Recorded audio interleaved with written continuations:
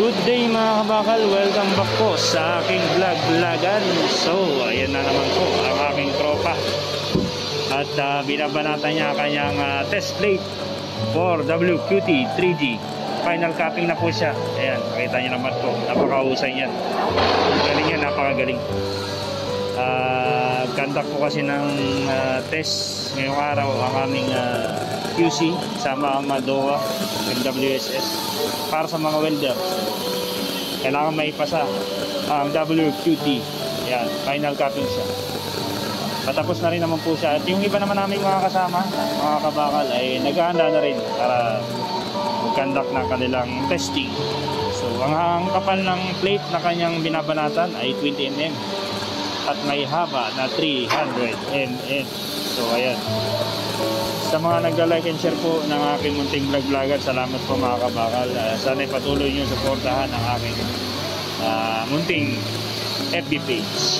So, salamat po at antabayan na nyo lagi ang aking mga upload na video.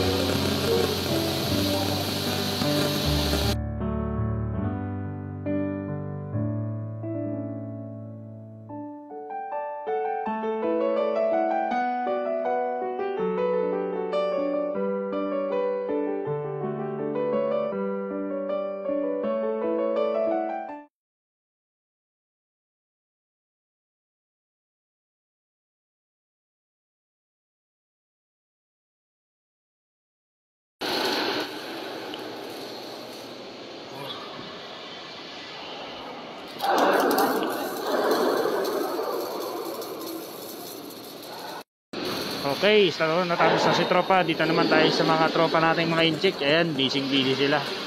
So, kinuha ko ng video habang nag-PP top. So, ayan. Binabalatan nila, spreader yata eh. Hindi ko alam kung ano yung project nila ngayon. So, tinutulungan lang namin. Ayan. Napakahusay, hindi ko magamit ng welding mask.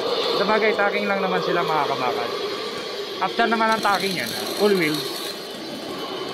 Kasi pag mga incheck, palautos nga lang. So, ayan.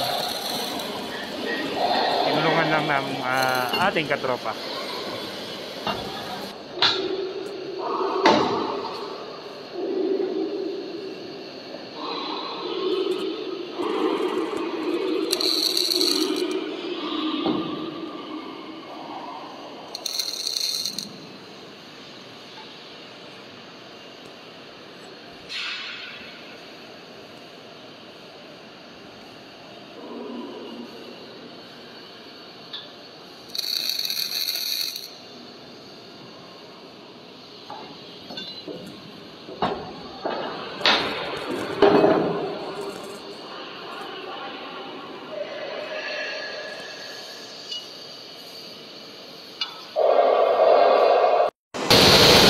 Ayan mga kabakal, dito naman kami sa gauging area. Ayan. Dito naman yung repair kapag may reject or pagka na-UT na may tama. So dyan namin binabanatan yan, gino-gauging yan. Binuhuwa yung plate at mabanatan ulit ng F-cow naman ang pambanat namin dyan. Ayan. Madalas pagka nagkakaproblema sa T-joint, dyan nagkaka-defect. Ayan. Ayan. Dito yan sa gauging area.